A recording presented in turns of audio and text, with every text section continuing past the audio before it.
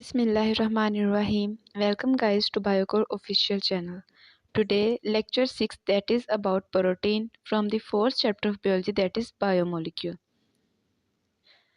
Firstly we will discuss the answers from the previous lesson that is about carbohydrate. The question is what are the name of six membered ring form of glucose? Glucose की जो six corner ring होती है उसका name क्या होता है? तो जो ग्लूकोज की सिक्स कॉर्नर रिंग होती है उसका नेम पायरानोस होता है। केमिकल पायरेन से उसका स्ट्रक्चर मिल रहा होता है इसलिए हम उसको पायरानोस कहते हैं। Second question is how does the Haworth projection represent the ring form of monosaccharide? जो हैवर्थ प्रोजेक्शन है वो किस तरह मोनोसेक्राइड के रिंग फॉर्म को प्रेजेंट करते हैं? तो हैवर्थ प्रोजेक्शन जो है वो साइक्लिक रिप्रेजेंटेशन देते हैं जो हमने पिछले लेसन में देख लिया था सोल्यूशन के अंदर, और ये इसके साथ साथ अल्फा और बीटा एनोमर्स बताते हैं हाइड्रोक्सिल ग्रुप के। एनोमेरिक कार्बन उसको कहते हैं जो कि शो करता है कि OH या A जिसमें अल्टरनेट हो सकते हैं।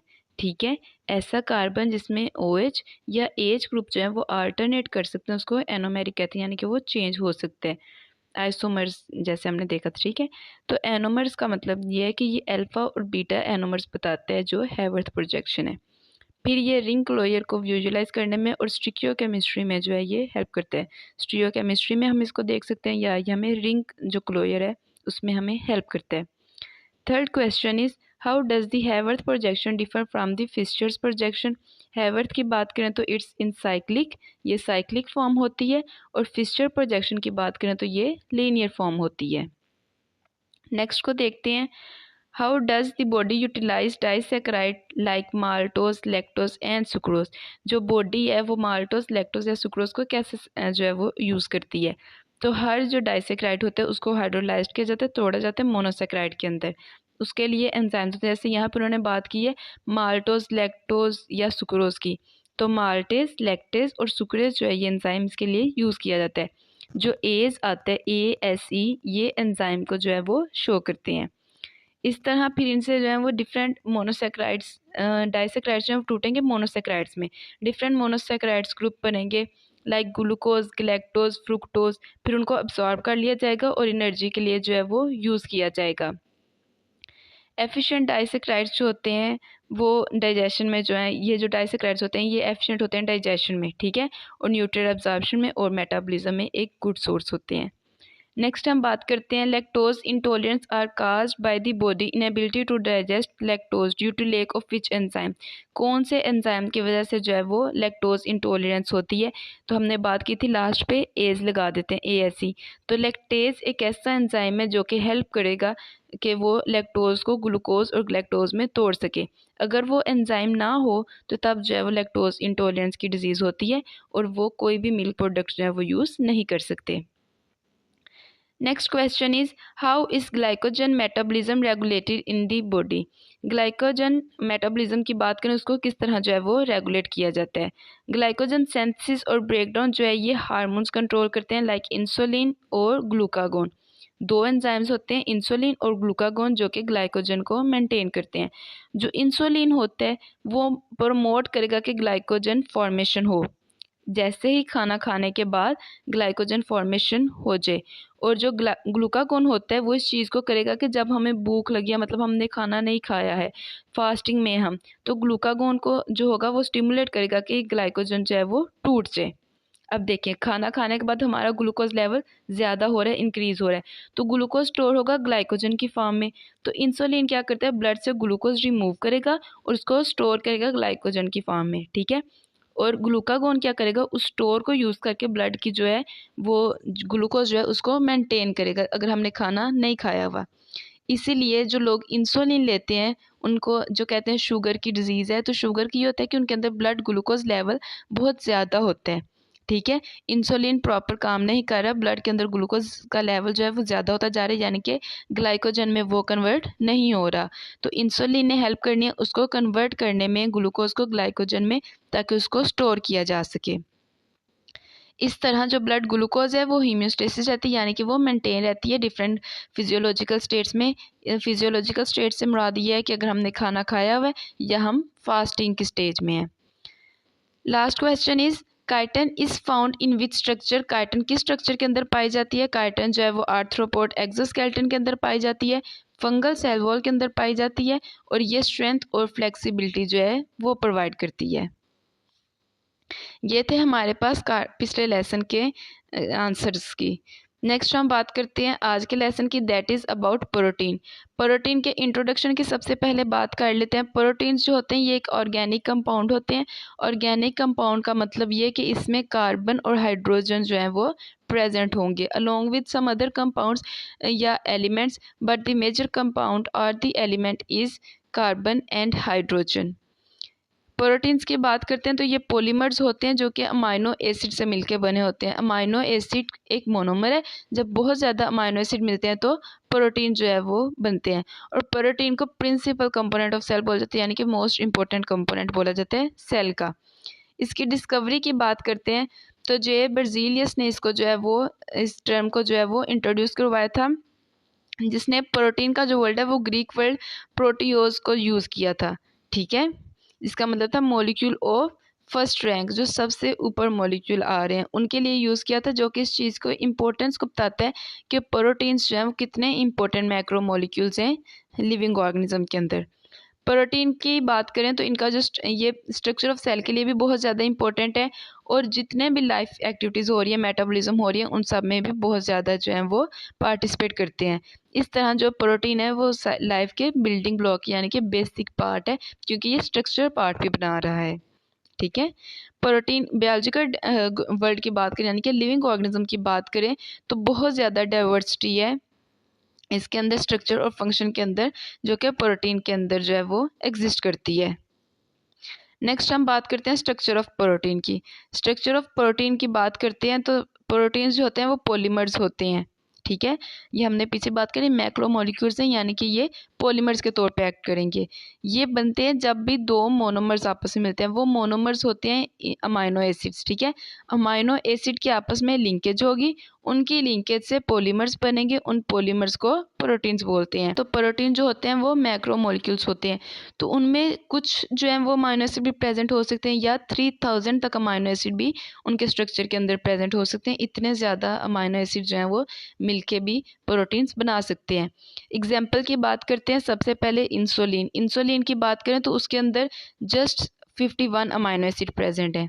ठीक है, इंसुलिन प्रोटीन है, उसके अंदर 51 अमाइनो एसिड प्रेजेंट है। लेकिन अगर बात करें हीमोग्लोबिन की तो उसके अंदर 574 अमाइनो एसिड है।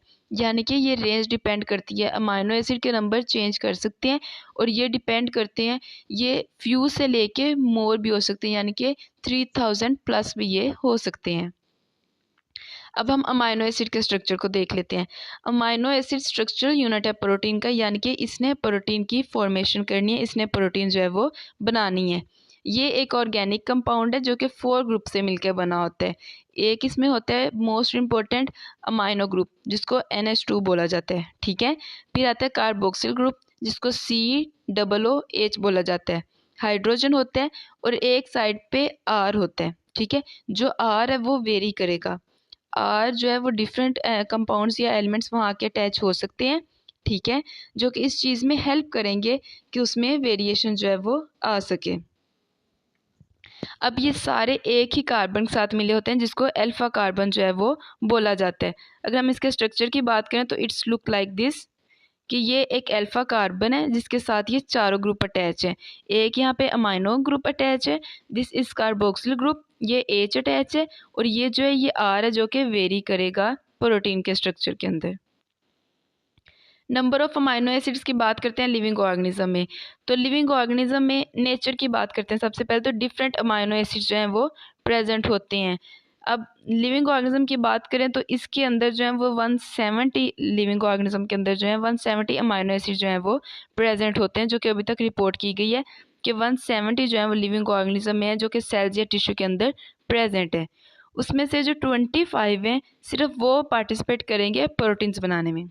170 टोटल अमाइनो एसिड्स हैं, लेकिन सिर्फ 25 पार्टिसिपेट कर रहे हैं प्रोटीन फॉर्मेशन के अंदर, और जो सबसे ज़्यादा पार्टिसिपेट करते हैं वो 20 टाइप्स के होते हैं। ठीक है, वैसे 25 है, लेकिन 99% या मोस्टली जो है वो 20% अमाइनो एसिड जो हैं वो ज़्यादा रोल प्ले कर रहे हैं, बाकी जो है वो कम रोल प्ले कर रहे हैं। आइडेंटिटी और यूनिक केमिकल प्रॉपर्टी की बात करें अमाइनो एसिड की, कि अमाइनो एसिड को किस बेस पे जो है वो आइडेंटिफाई किया जा सकता है, किस बेस पे उसको जो है वो डिस्टिंग्विश किया जा सकता है, अलग किया जा सकता है बाकी सबसे नेचर के अंदर, तो वो इसमें साइड ग्रुप है जो कि आर है। ठीक है, आर ने अल्फा कार्बन के साथ जो एक आर ग्रुप था, 4 ग्रुप हमने डिस्कस किए थे, amino group, carboxyl group, H and R. तो जो आर है उसकी बेस पे जो है वो हम अमाइनो एसिड को डिस्टिंग्विश करेंगे या फाइंड करेंगे। आर जो है वो हाइड्रोजन भी हो सकते हैं, जैसे ग्लाइसिन में है। अलानिन की बात करें तो उसमें CH3 की फॉर्म में हो सकता है या कोई भी और ग्रुप हो सकता है। यहाँ पे हमने देखें जनरल स्ट्रक्चर की बात करें तो अल्फा कार्बन, अब इसके साथ अमाइनो ग्रुप और जो कार्बोक्सिल ग्रुप है ये कांस्टेंट है और ये एच, अब इन्होंने चेंज नहीं होना, ये सब अमाइनो एसिड के अंदर सेम रहेंगे, लेकिन ये जो आर है ये चेंज होगा। अगर हम ग्लाइसिन की बात करें तो इसमें जो आर है वो चेंज हो गया एच के अंदर, इसका अपना एच जो था वो है, ठीक है, जो बेसिक स्ट्रक्चर में था, लेकिन यहाँ पे आर जो है वो रिप्लेस हो गया एच के साथ। अगर वहाँ पे CH3 ग्रुप अटैच है, आर जो है वो CH3 को रिप्रेजेंट करे तो वो अलानिन का, इस तरह जो है वो इनके नेम रखे गए हैं। सिर्फ आर जहाँ जहाँ चेंज होगा वहाँ पे इसके जो नेम है वो चेंज होते जा रहे हैं। अब हम बात करते हैं essential and non essential amino acid की।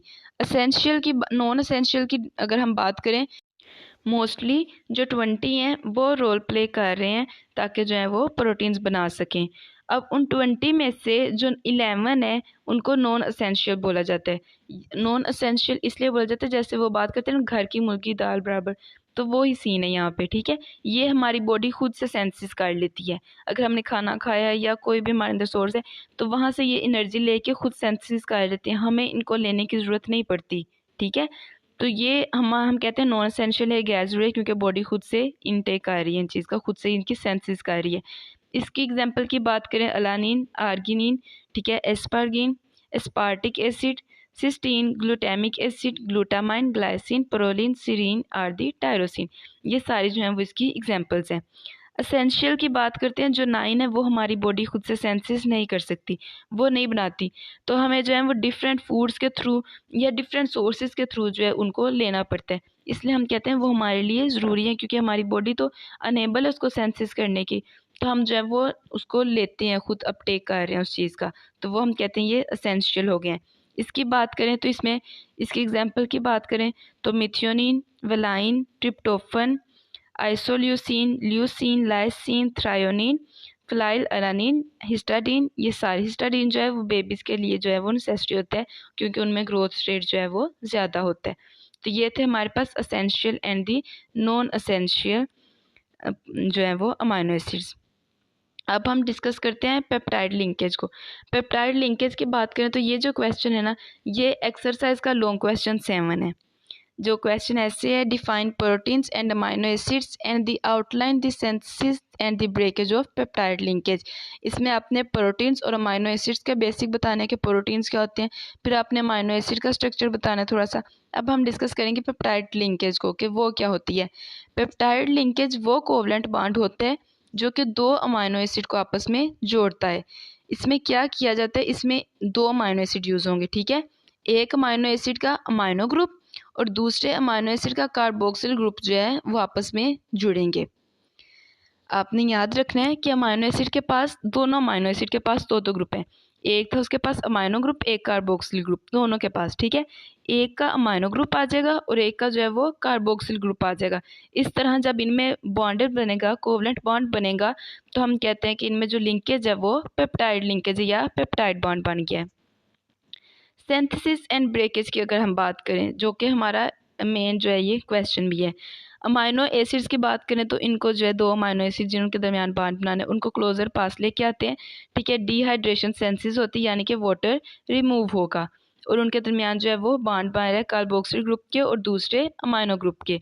इस तरह जो है एक वाटर मॉलिक्यूल रिलीज होता है और पेप्टाइड लिंकेज बनती है कार्बन और उसके नाइट्रोजन के दरमियान, लाइक दिस। ये हमारे पास एक अमाइनो एसिड था दैट इज़ ग्लाइसिन, ये दूसरा था एलानिन। अब यहाँ पे क्या कर रहे हैं, ये आपस में बॉन्ड बनाने लगे हैं, एक का कार्बोक्सिल ग्रुप और एक का अमाइनो ग्रुप आया। यहाँ से अब वाटर रिलीज होगा, ठीक है, यहाँ से OH ग्रुप आया और यहाँ से जो है वो H ग्रुप आया। अब यहाँ से वाटर रिलीज हुआ, डिहाइड्रेशन सेंसिस हुई। अब इनके दरमियान बॉन्ड टूटने से जो ये कार्बन है, this is not alpha carbon, ठीक है, ये अल्फा कार्बन नहीं है, ये कार्बोक्सिल कार्बन थी, और अमाइनो नाइट्रोजन, ठीक है, अमाइनो ग्रुप का नाइट्रोजन और कार्बोक्सिल ग्रुप की कार्बन, ये आपस में बांड बना रहे हैं, लिंकेज बना रहे हैं। This is the peptide linkage, this is the peptide bond. और अब इसको बोलेंगे ग्लाइसिल अलानिन, ठीक है, क्योंकि ग्लाइसिन पहले था तो ग्लाइसिल और अलानिन बाद में था तो उसका नेम बाद में, ग्लाइसाइल अलानिन भी इसको बोला जाता है। पेप्टाइड की बात करते हैं तो अमाइनो एसिड जो है वो जब भी पेप्टाइड बॉन्ड में होगा तो इसको कहेंगे ये पेप्टाइड है। पेप्टाइड बॉन्ड रखने वालों को हम पेप्टाइड कहते हैं, ठीक है। डाईपेप्टाइड की बात करते हैं तो उसमें जब दो अमाइनो एसिड्स आपस में लिंकेज हो रही है उनके दरमियान तो उनको कहते हैं डाईपेप्टाइड। जैसे हमने अभी एग्जाम्पल में देखा ग्लाइसाइल अलानिन की, जिसमें हमने देखा ग्लाइसिन और अलानिन का आपस में बॉन्ड बना है, पेप्टाइड बॉन्ड, तो ये थी उसकी एग्जाम्पल।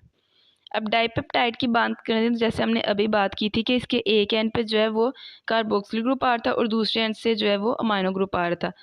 तो अब देखें एक एक कार्बन, अब यहाँ से इसका कार्बोक्सिल ग्रुप यूज़ हो गया, इसका अमाइनो ग्रुप यूज़ हो गया। अब कार्बोक्सिल ग्रुप तो इसके पास है ना अभी भी, तो यानी कि जैसे ही इसको अमाइनो ग्रुप मिलेगा ये नेक्स्ट के साथ बॉन्ड बना लेगा। इसकी अभी रिएक्टिविटी है, इसकी अभी जो रिएक्टिव पार्ट है वो अवेलेबल है। यहाँ से इसकी भी बात करें, सिर्फ ये नहीं है कि इसने एक बॉन्ड बना लिया तो बस ख़त्म, बल्कि इनकी जो रिएक्टिव साइड्स है वो अभी भी अवेलेबल है, लाइक दिस एंड दिस। यहाँ से ये दोबारा बॉन्ड बना के एक चेन लाइक स्ट्रक्चर जो है ये बना सकते हैं। फर्दर पेप्टाइड बॉन्ड्स जो हैं इनमें बन सकते हैं। अब हम बात करते हैं पॉलीपेप्टाइड चेन की। अगर अमाइनो एसिड जो है वो ऐड करते रहें बहुत ज़्यादा ऐड करें तो इसको हम कहते हैं पॉलीपेप्टाइड चेन, ठीक है। अमाइनो एसिड्स की बात करते हैं, एक प्रोटीन की अगर हम बात करें तो प्रोटीन में एक पॉलीपेप्टाइड चेन भी हो सकती है, ज़्यादा भी हो सकती है। जैसे इंसुलिन में सिर्फ 2 पॉलीपेप्टाइड चेन है जो है वो यूज़ हो रही हैं। और हीमोग्लोबिन की बात करें तो उसमें 4 जो है वो पॉलीपेप्टाइड चेन जो हैं वो यूज़ हो रही हैं। अब पॉलीपेप्टाइड चेन जो है उसकी डिफरेंट शेप्स हो सकती हैं। अब वो शेप किस चीज़ पे डिपेंड कर रही है, वो अमाइनो एसिड के नंबर्स पे डिपेंड कर रही है, कितने नंबर हैं उसमें, कौन कौन सी टाइप के अमाइनो एसिड यूज़ हो रहे हैं और इनका सीक्वेंस क्या है, ये किस सीक्वेंस के थ्रू जो है वो आपस में लिंक्ड है। अब इस चीज़ को डिस्कस करने के लिए हम यहाँ पे जैसे देख लेते हैं पेप्टाइड बॉन्ड को, कि ये peptide bond, this one is peptide bond, ये भी पेप्टाइड बॉन्ड है और अभी भी इसमें जो रिएक्टिविटी है वो फ्री है, रिएक्टिव साइड जो है वो अवेलेबल है, ये नेक्स्ट जो है वो चेन बना सकते हैं। इस तरह पॉलीपेप्टाइड चेन जो है वो बनती है। अब अमाइनो एसिड की चेन्स को समझने के लिए, इसके स्ट्रक्चर को समझने के लिए कि किस तरह ये मिलते हैं तो प्रोटीन्स बनते हैं, कॉम्प्लेक्स मॉलिक्यूल्स बनते हैं, तो इसको हम डिस्कस करते हैं लेवल्स ऑफ प्रोटीन्स में। तो अब हम मूव करते हैं स्ट्रक्चरल लेवल ऑफ प्रोटीन्स में, जिसको हम देखेंगे कि किस तरह जो है वो अमाइनो एसिड एक मोनोमर को इतना कॉम्प्लेक्स प्रोटीन का स्ट्रक्चर जो है वो बना लेते हैं। ये डाइवर्सिटी ऑफ प्रोटीन की बात करें तो वो सिंपलर, यानी कि वो सिंपल भी हो सकती हैं, लीनियर चेन सीधी सीधी चेन्स भी हो सकती हैं, या वो कॉम्प्लेक्स हो सकती हैं। कॉम्प्लेक्स का मतलब ये है कि उनमें चेन्स के अलावा जो है वो स्ट्रक्चर आ सकते हैं। 10,000 जो है प्रोटीन्स वो ह्यूमन बॉडी के अंदर जो है वो प्रेजेंट हैं और वो बहुत ज़्यादा जो है उन सब के पास एक स्पेसिफिक प्राइमरी स्ट्रक्चर है जो कि डिपेंड करेंगे उनके नंबर पे, कि एक प्रोटीन है तो इसमें इतने नंबर ही होने चाहिए अमाइनो एसिड के। जैसे अभी हमने पीछे बात की थी कि अगर इंसुलिन है तो उसमें 51 अमाइनो एसिड्स होंगे, अगर हीमोग्लोबिन है तो उसमें 574 अमाइनो एसिड्स होंगे। तो नंबर स्पेसिफिक है, ठीक है, सीक्वेंस भी स्पेसिफिक होगा। और फिर हम अमाइनो एसिड की टाइप्स की बात करें तो वो भी स्पेसिफिक है कि only this type is used. अब इन सबको हम आगे डिटेल में देखते हैं जहाँ हमको पता चलेगा कि नंबर चेंज करने से सीक्वेंस, या स्टिल अगर हम उसमें कोई अमाइनो एसिड की टाइप भी चेंज करें तो कितने जो है वो उसके डायरेस्टिक इफेक्ट है, कितना जो है वो हार्मफुल हो सकते हैं। लेवल्स की बात करते हैं तो सबसे पहले हमारे पास आता है प्राइमरी स्ट्रक्चर। प्राइमरी स्ट्रक्चर की बात करते हैं तो इसमें जो प्रोटीन मॉलिक्यूल्स होते हैं लीनियर अरेंजमेंट्स आती हैं अमाइनो एसिड की, यानी कि उनको एक चेन की तरह जो है वो डिज़ाइन किया जाता है, स्ट्रेट लाइन में डिज़ाइन किया जाता है। ये नंबर और सीक्वेंस बताते हैं अमाइनो एसिड के कि कहाँ पे कौन सा अमाइनो एसिड जो है वो अटैच होना है और कितने अमाइनो एसिड जो हैं ये अटैच होंगे।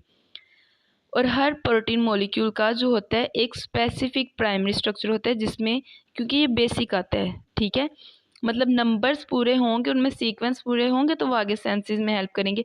तो ये बेसिक है, इसने बेस रखनी है। तो प्राइमरी स्ट्रक्चर जो है ये फर्स्ट है, जिसमें हम डिटरमाइन करेंगे उसके नंबर्स को और उसके सीक्वेंस को कि अमाइनो एसिड किस सीक्वेंस के थ्रू जो है वो आ रहे हैं। अगर हम बात करें इंसुलिन की, तो इंसुलिन के अंदर जैसे हमने बात की थी कि 2 जो हैं वो पॉलीपेप्टाइड चेन होती हैं, ठीक है। अब इसमें बात करते हैं तो एक स्मॉलर चेन होती है, दैट इज़ अल्फा चेन, जो कि यहाँ रेड में जो है वो शो की गई है। This smaller chain is called alpha chain, और इसके अंदर 21 अमाइनो एसिड जो हैं ये प्रेजेंट होते हैं। फिर हम बात करते हैं लॉन्गर बीटा चेन की, जो सेकंड है वो बीटा चेन है जो कि लॉन्गर है, और इसके अंदर 30 अमाइनो एसिड जो हैं ये आते हैं। अब ये नंबर्स इसमें फिक्स हैं कि अल्फ़ा के अंदर 20 ही आने हैं, प्रोटीन के अंदर इंसुलिन का स्ट्रक्चर आप जहाँ भी देखें ऐसे ही होगा, ठीक है। ऐसे ही हीमोग्लोबिन की बात करते हैं हम, उसके अंदर 4 जो हैं वो पॉलीपेप्टाइड चेन आ रही हैं, 2 अल्फ़ा एंड 2 बीटा। अब जो 2 अल्फ़ा हैं, हर अल्फ़ा के अंदर 141 है, ठीक है, और हर बीटा के अंदर 146 है। यानी कि अगर 2 अल्फ़ा हैं तो 141 एंड 141 दैट इज़ 282, ठीक है। अल्फ़ा चेन के अंदर 282 आ रहे हैं, और 2 बीटा की बात करें तो उसमें हमारे पास 292 जो हैं वो उसमें आ रहे हैं किसी भी बीटा चेन के अंदर। तो ये थे इनकी स्पेसिफिसिटी कि किस तरह ये 574 मॉलिक्यूल्स जो हैं उसको कंप्राइज कर रहे हैं, उसको बना रहे हैं। अब हम इनके इम्पोर्टेंस की बात करते हैं कि सीक्वेंस की इम्पोर्टेंस क्या, क्यों हम सीक्वेंस पे इतना ज़्यादा जो है करें। नंबर्स का तो हमें पता चल गया ना कि नंबर्स कंप्लीट होंगे तो वो स्ट्रक्चर शो करेंगे। यानी कि अगर नंबर जो हैं जैसे हमने अल्फ़ा चेन की बात की थी अभी हीमोग्लोबिन के, कि उसके अंदर 141 है। अगर 141 नहीं है तो वो चेन सूटेबल ही नहीं है हीमोग्लोबिन के लिए, ठीक है, क्योंकि उसमें नंबर कम है, वो एलिजिबल ही नहीं है कि वो उसमें पार्टिसिपेट कर सके। नेक्स्ट हम बात करते हैं इम्पोर्टेंस की। ये एक्सरसाइज लॉन्ग क्वेश्चन 8 है, ठीक है, जो आपकी एक्सरसाइज है उसमें जो 8th लॉन्ग क्वेश्चन है वो ये है कि justify the significance of sequence of amino acid through the example of sickle cell anaemia. अब हम यहाँ पे अमाइनो एसिड के सीक्वेंस को देख लेते हैं with the example of sickle cell anaemia. Number और जो सीक्वेंस हैं वो बहुत ज़्यादा जो है वो स्पेसिफिक होते हैं प्रोटीन की प्रॉपर फंक्शनिंग के लिए, और स्पेसिफिसिटी जो है वो डिटरमाइन करती है न्यूक्लियोटाइड्स के।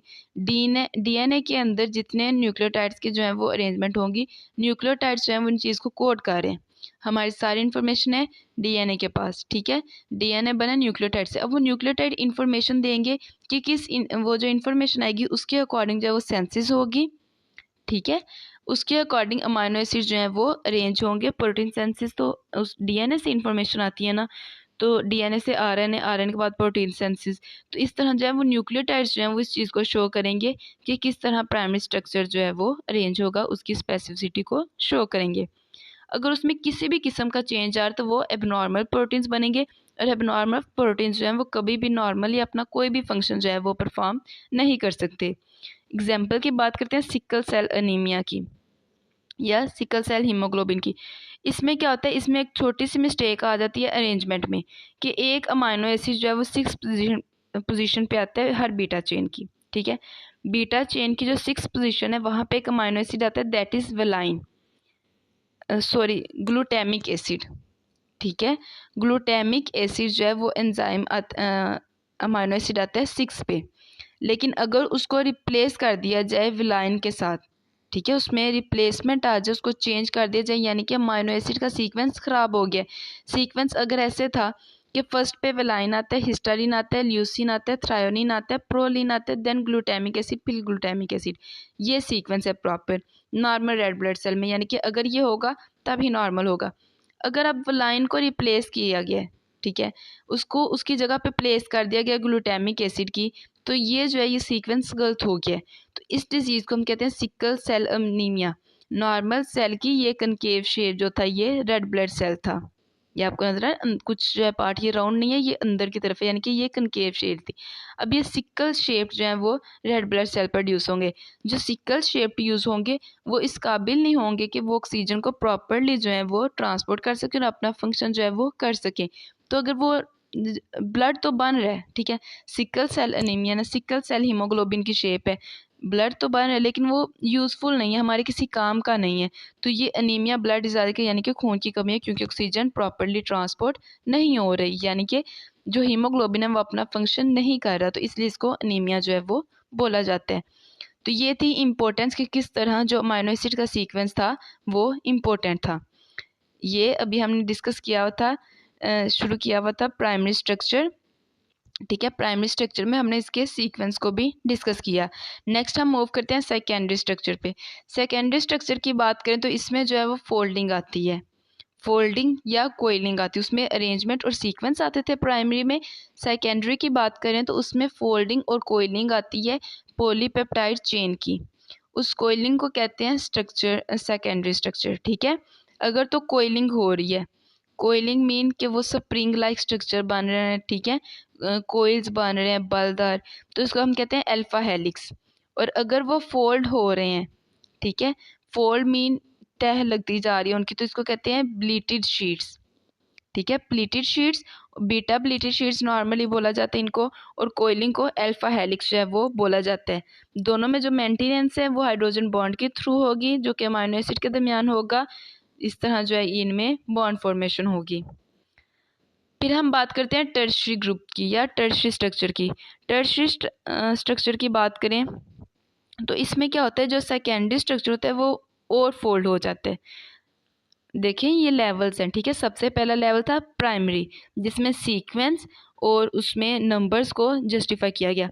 सेकंड में उनका स्ट्रक्चर देखा गया कि वो फोल्डिंग्स होंगी या कोइलिंग्स होंगी। अब उस सेकेंडरी को और फोल्ड किया जा रहा है और उसको जो है वो ग्लोबुलर स्ट्रक्चर जो है वो यह शेप जो है दी जा रही है, इसको कहते हैं टर्शियरी स्ट्रक्चर, ठीक है। ये बहुत ज़्यादा कॉम्प्लेक्स प्रोटीन्स होती हैं और इसमें 3 तरह की बॉन्डिंग आती है। अभी तक हमने सिर्फ एक बॉन्डिंग देखी थी, दैट इज़ हाइड्रोजन बॉन्ड। अब इसमें 3 तरह की बॉन्डिंग आ रही है, ionic, hydrogen and the disulphide bonds. ये आपने अच्छे तरीके से याद रखना है कि कौन कौन सी बॉन्डिंग जो है वो इस चीज़ में हेल्प कर रही है इसकी फॉर्मेशन के अंदर। अमाइनो एसिड्स की बात करते हैं, जो भी पॉलीपेप्टाइड में होते हैं वो एक दूसरे के साथ जो है वो इंटरेक्ट करते हैं। जब वो एक दूसरे के साथ इंटरेक्ट करते हैं ना, तो एक स्टेबल सा ग्लोबुलर स्ट्रक्चर देते हैं। अब उसके अंदर 2 तरह से इंटरेक्शंस आ रही हैं, एक हाइड्रोफिलिक, एक हाइड्रोफोबिक। हाइड्रोफोबिक क्या होगी, वो वाटर हेटिंग होगी, यानी कि वो पानी से खुद को दूर करेंगे, वो नॉन पोलर अमाइनो एसिड्स होंगे। ये क्या करेंगे, ये एग्रीगेट ऐसा करेंगे कि इनके ये अंदर की तरफ आ जाएंगे, ठीक है। ये जब भी बॉन्ड बना रहे हैं तो जो वाटर हीटिंग होंगे ये इनसाइड जो है ये अपना स्ट्रक्चर करेंगे ताकि ये हाइड्रोजन बॉन्डिंग को डिस्टर्ब ना कर सके। लेकिन जो हाइड्रोफिलिक होंगे ये आउटसाइड द मार्जिन आ जाएंगे ताकि इनकी इंटरेक्शन जो है वो वाटर के साथ हो सके, ये वाटर के साथ बॉन्ड बना सकें। तो ये इनका स्ट्रक्चर होता है। जैसे अगर हम यहाँ बात करें ना, प्राइमरी स्ट्रक्चर था ये, इसने जो है वो चेन ऑफ अमाइनो एसिड्स बताया जिसमें सीक्वेंस था और नंबर्स थे। अब वो चेन जो है वो 2 के अंदर आ गई है, या तो ये हेलिक्स की फॉर्म में आ गई है, अल्फा हेलिक्स, ये जो है, ठीक है, like this is the helical structure, spring की तरह ऐसे ऐसे, या ये शीट्स की फॉर्म में आ गई है, प्लीटेड शीट्स, ये जैसे ये शीट्स आ गई हैं। अब फिर क्या हुआ कि ये क्या कर रहे हैं, ये खुद को मज़ीद फोल्ड कर रहे हैं, अल्फा हेलिक्स भी प्लीटेड शीट्स भी, ये आपस में मज़ीद जो है वो बॉन्डिंग कर रहे हैं। तो बॉन्डिंग कैसे करेंगे कि जो हाइड्रोफोबिक होंगे वो इनसाइड आ जाएंगे और जो हाइड्रोफिलिक होंगे वो आउटसाइड आ जाएंगे और ग्लोबुलर स्ट्रक्चर जो है वो बन जाएगा। अब हम क्वार्टरनरी स्ट्रक्चर की बात करें तो क्वार्टरनरी स्ट्रक्चर में क्या होता है, जो पॉलीपेप्टाइड चेन होती है जो कि टर्शियरी से आई होती है वो मज़ीद फोल्ड हो जाती है। अब और फोल्ड हो रही है और फोल्ड हो रही है हाइड्रोफोबिक इंट्रैक्शन से, हाइड्रोजन बॉन्ड से और आयोनिक से।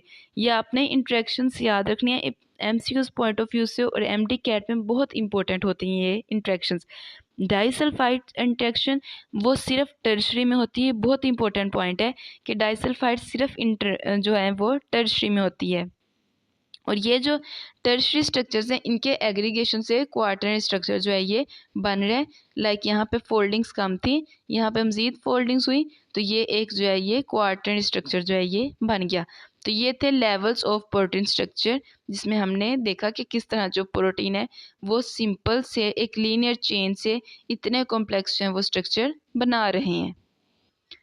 फिर हम बात करते हैं क्लासिफिकेशन ऑफ प्रोटीन्स की। क्लासिफिकेशन की बात करें तो प्रोटीन एक बहुत ज़्यादा डाइवर्स ग्रुप है, इसको डिफरेंट बेसिस पे जो है वो क्लासीफाई किया गया है। क्लासिफिकेशन जो है वो उसके रोल की बेस पे जो है की गई है, लिविंग ऑर्गेनिज्म में कौन सा रोल प्ले कर रहे हैं। ये स्ट्रक्चरल प्रोटीन के तौर पे भी एक्ट कर सकते हैं, यानी कि ये लिविंग पार्ट की बॉडी को सेंसिस कर रहे हैं, उनके स्ट्रक्चर बना रहे हैं, लाइक हेयर, नेल्स, ये स्ट्रक्चरल प्रोटीन्स हैं, ठीक है। या ये फंक्शनल प्रोटीन्स भी हो सकते हैं, फंक्शनल जो कि सेल के लिए डिफरेंट एक्टिविटीज़ करते हैं, लाइक हीमोग्लोबिन प्रोटीन, जिसने जो है वो ऑक्सीजन ट्रांसपोर्ट करके बॉडी के लिए कोई ना कोई काम करना है, तो वो फंक्शनल प्रोटीन्स होती हैं। अब इन सब की अगर हम बात करें क्लासिफिकेशन ऑफ प्रोटीन की, तो वो इनके स्ट्रक्चर पे बेस करते हैं। ये दो तरह से प्रोटीन्स हो सकते हैं, फाइब्रस प्रोटीन या ग्लोबुलर स्ट्रक्चर, इनके ग्लोबुलर प्रोटीन्स जो हैं वो हो सकती हैं। इनकी क्लासिफिकेशन देख लेते हैं किस तरह इनको फाइब्रस और ग्लोबुलर में किया गया है। दिस वन इज़ फाइब्रस, ठीक है, ये फाइबर्स की फॉर्म में है, तो ये फाइब्रस है, और ये जो गोल गोल है ये ग्लोबुलर की फॉर्म में है। अब हम इनकी मज़ीद कैरेक्टरिस्टिक देख लेते हैं। सबसे पहले हम बात करते हैं शेप की। शेप की बात करते हैं, जो फाइब्रस है वो फाइब्रिल्स की फॉर्म में, यानी कि वो थ्रेड्स की फॉर्म में, धागों की फॉर्म में है। जो ग्लोबुलर है वो स्फेरिकल होगी या एलिप्सोइडल होगी, यानी कि वो गोल होगी शक्ल में, राउंडेड होगी। फिर हम स्ट्रक्चर की बात करते हैं। फाइब्रस में सिर्फ प्राइमरी और क्वार्टररी स्ट्रक्चर सेकेंडरी स्ट्रक्चर होता है। प्राइमरी और सेकेंडरी होता है फाइब्रस के अंदर, क्योंकि उसमें ज़्यादा कोइलिंग नहीं, उसमें जो है वो ज़्यादा फोल्डिंग नहीं है, ज़्यादा ग्लोबुलर नहीं है, तो उसमें सिर्फ प्राइमरी या सेकेंडरी होगा। फिर हम बात करते हैं ग्लोबुलर के स्ट्रक्चर की, तो उसके अंदर टर्शरी या क्वार्टररी होगा, क्योंकि उसके अंदर फोल्डिंग बहुत ज़्यादा है, पैकिंग बहुत ज़्यादा है उनकी। रोल की बात करते हैं, जो फाइब्रस है वो स्ट्रक्चर्स बनाते हैं, जो ग्लोबुलर है वो फंक्शंस में रोल प्ले करते हैं। क्रिस्टलाइजेशन की बात करते हैं, तो ये जो है ये नॉन क्रिस्टलाइन होते हैं, यानी कि ये क्रिस्टल्स नहीं बनाते, ग्रुपिंग नहीं करते, और ये इलास्टिक होते हैं, इनके जो लेंथ है वो जल्दी चेंज हो जाती है, ठीक है, इनको चेंज किया जा सकता है, और ये क्रिस्टलाइट होते हैं, ठीक है, यानी कि ये क्रिस्टल्स की फॉर्मेशन में रहते हैं।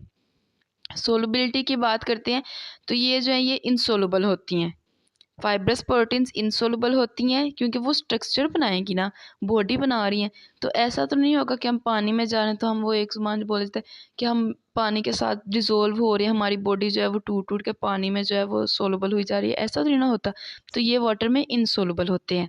ग्लोबुलर की बात करते हैं, तो ये सोलुबल होते हैं, साल्ट के अंदर भी, एसिड बेसिक सोल्यूशन में भी।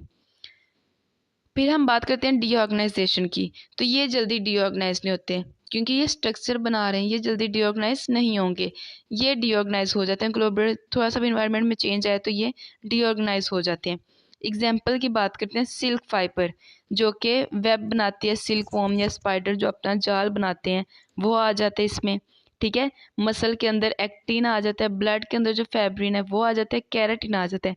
कैराटिन नेल्स में, हेयर्स में, लाइक अगर हम नेल्स और हेयर्स की बात करें तो वो वाटर में इनसोलुबल होते हैं, तो आपने ये ऐसे याद रखना है कि हमारे जो नेल्स हैं और जो हेयर्स हैं वो नॉर्मली स्ट्रेट होते हैं, ठीक है, नेल्स भी स्ट्रेट है, उनके अंदर कोई राउंडेड स्ट्रक्चर नहीं, और हेयर भी स्ट्रेट होते हैं, तो इनका अंदर जो है ये फोल्डिंग्स कम है, तो ये प्राइमरी और सेकेंडरी होंगे।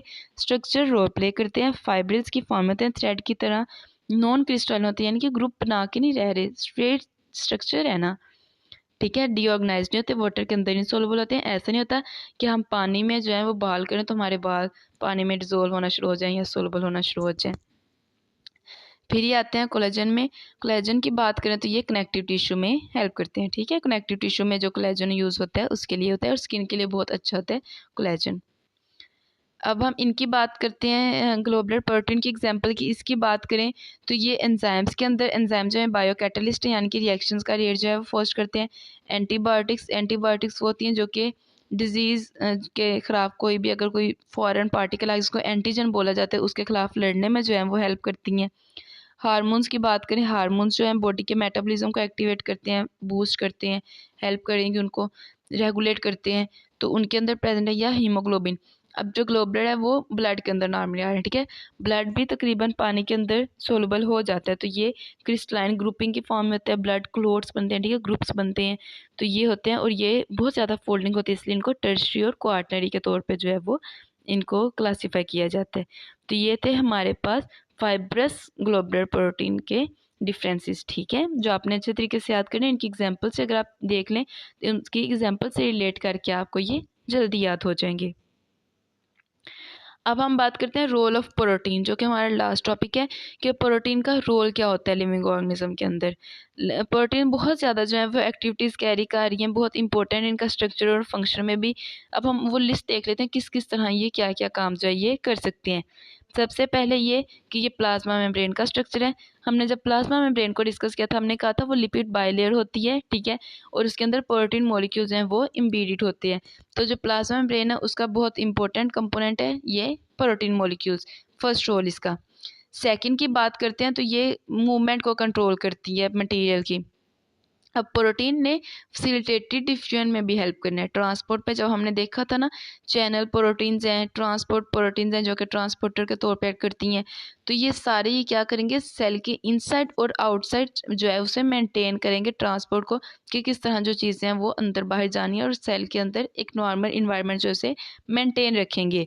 एग्जाम्पल की बात करते हैं, जैसे सोडियम पोटाशियम पंप होते हैं सेल मेम्ब्रेन के अंदर न्यूरॉन्स में, ठीक है। न्यूरॉन्स की सेल मेम्ब्रेन के अंदर एक जो होता है सोडियम पोटाशियम पंप होता है, जिसने रेस्टिंग और एक्शन पोटेंशियल में चेंज करना होता है मेम्ब्रेन को। अब ये जो पंप है इसने मेंटेन करना होता है सोडियम और पोटाशियम को सेल की इनसाइड और आउटसाइड में, और इसकी बहुत ज़्यादा इंपॉर्टेंस है। अगर ये मेंटेन नहीं होगा तो हमारे सेल जो है कंडक्टिंग और नॉन कंडक्टिंग नर्व्स में फ़र्क ही नहीं कर सकेंगे कि जो नर्व सेल्स हैं या जो न्यूरॉन्स हैं वो कंडक्टिंग फेज़ में है, रेस्टिंग फेज़ में है, एक्शन फेज़ में, मतलब हम पता ही नहीं चलेगा ना। तो इसलिए इसकी मेंटेनेंस बहुत ज़रूरी है जो कि प्रोटीन ने की हुई है। तो ये जो है इसका सेकंड बहुत इंपॉर्टेंट रोल है कि ये मूवमेंट को कंट्रोल करते हैं। फिर हम बात करते हैं फाइब्रस प्रोटीन की। फाइब्रस की हमने बात कर ली है कि वो स्ट्रक्चर्स बनाते हैं, जैसे हमारे बाल, नेल्स, कोलेजन की बात करते हैं वो बनाते हैं। तो ये सारे जो हैं इसमें इसके रोल में आते हैं, किसने स्ट्रक्चरल रोल जो है वो प्ले करना होता है। अब यहाँ पे हम देख लेते हैं कुछ डिफरेंट प्रोटीन्स को। ये जो है ये केराटिन है जो कि हमारे नेल्स हेयर्स के अंदर जो है ये प्रेजेंट है। इन प्रोटीन की बात करें तो ये मिल्क के अंदर प्रेजेंट है, जो मिल्क के अंदर प्रोटीन्स होती हैं, ठीक है। फाइब्रोजिन की बात करें तो ये जो है ये क्लोट्स ब्लड के अंदर प्रेजेंट होते हैं, ये क्लोटिंग में हेल्प करती है प्रोटीन। फिर ये मसल्स के अंदर प्रेजेंट है एक्टिन और मायोसिन प्रोटीन्स। एक्टिन जो है वो रेड इन कलर है और मायोसिन जो है वो ब्लू इन कलर है, जो कि रोल प्ले करेगी हमारे मसल्स के अंदर। टिब्यूलिन की बात करते हैं जो कि स्पिंडल फाइबर फॉर्मेशन में हेल्प करती हैं, ठीक है, स्पिंडल में बहुत ज़्यादा हेल्प करती हैं और सेल की शेप को भी मेंटेन करने में हेल्प करती हैं। ये चैनल प्रोटीन्स हैं जिनको हमने अभी डिस्कस किया, प्लाज्मा मेम्ब्रेन में होती हैं। ये रिप्रेसर हैं जिनको हम अभी आगे डिस्कस करेंगे। हीमोग्लोबिन का आपको पता है, मायोग्लोबिन का भी पता है। ये सारे हमारे पास नॉर्मल थे, ठीक है। हम पहले इनको इनकी देख लेते हैं सारी थेरी, फिर हम इस डायग्राम को दोबारा देख लेंगे। प्रोटीन की बात करते हैं तो ये एंजाइम के तौर पे एक्ट करती हैं। एंजाइम होते हैं जिन्होंने बॉडी मेटाबॉलिज्म को कैटालाइज करना होता है, रेट को फास्ट करना होता है।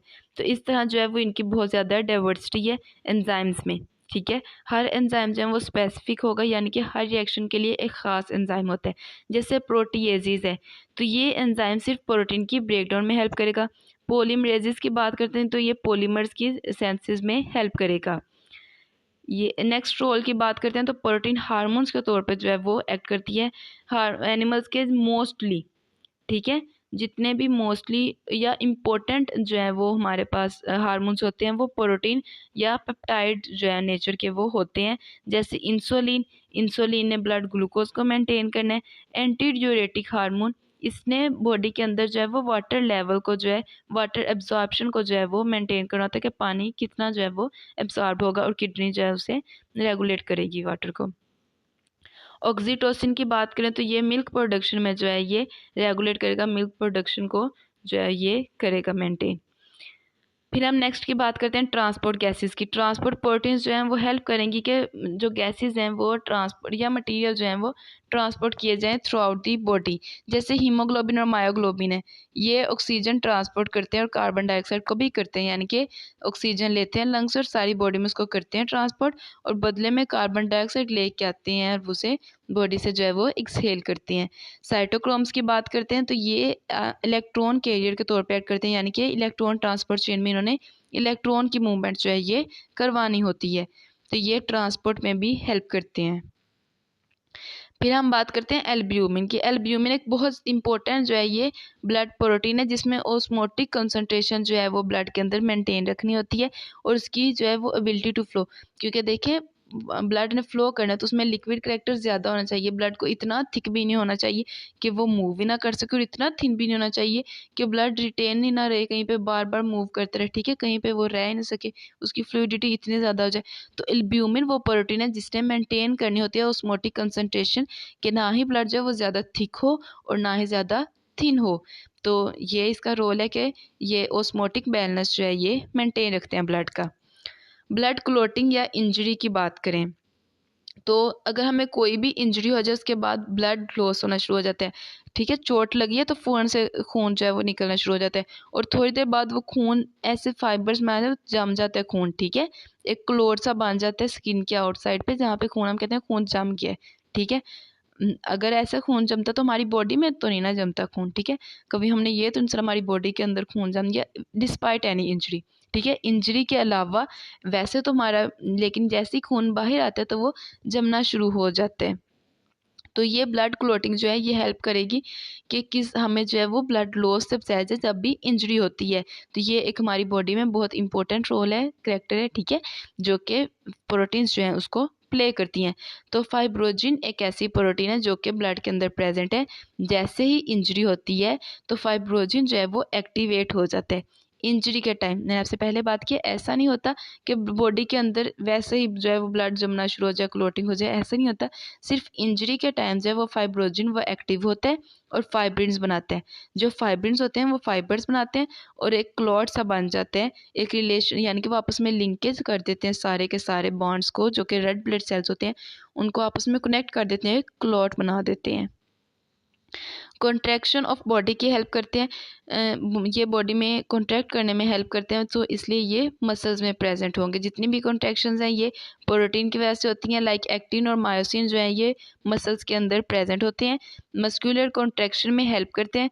ट्यूब्यूलिन की बात करते हैं वो तो स्पिंडल फाइबर्स में हेल्प करते हैं, जो कि सेल डिवीजन में हेल्प करेंगे, उन्होंने ज़्यादा होना है कम होना है, ठीक है। स्पिंडल फाइबर्स उनको किस तरह जो है वो सेल के अंदर अरेंज करना है, मैट्रिक में आपने ये पढ़ा होगा सेल डिवीजन, तो वहाँ पे स्पिंडल फाइबर का रोल भी देखा होगा कि उसको कॉन्ट्रैक्ट करना या उसको जो है उसकी लेंथ को शॉर्टन करना, उसको एक्सटेंड करना, ये सारा जो है वो प्रोटीन की वजह से हो रहा है। नेक्स्ट जो प्रोटीन्स हैं वो क्या करेंगे, इनका जो रोल है वो ये है कि ये जम से बचाते हैं, ठीक है। जम से कैसे बचाते हैं कि अगर कोई फॉरेन पार्टिकल हमारी बॉडी के अंदर आ रहा है तो उसको फ़ौरन से ये रिकॉग्नाइज़ करेंगे और इसके साथ बाइंड हो जाएंगे। बाइंड होने के बाद उसको फॉरेन पार्टिकल कोई भी है उसको एंटीजन बोला जाता है, ठीक है। वो जम भी हो सकते हैं, वो हार्मफुल कोई भी सब्सटेंस हो सकता है, यानी कि हमारी बॉडी का नहीं है, वो बाहर से है, तो हमारी बॉडी को पता है कि ये तो मेरा पार्ट ही नहीं है, मेरा पार्टिकल ही नहीं है, तो जो क्या होंगे जो होंगे एंटीजन वो रिलीज़ होंगी, ठीक है। उस सब्सटेंस को बोला जाता है एंटीजन।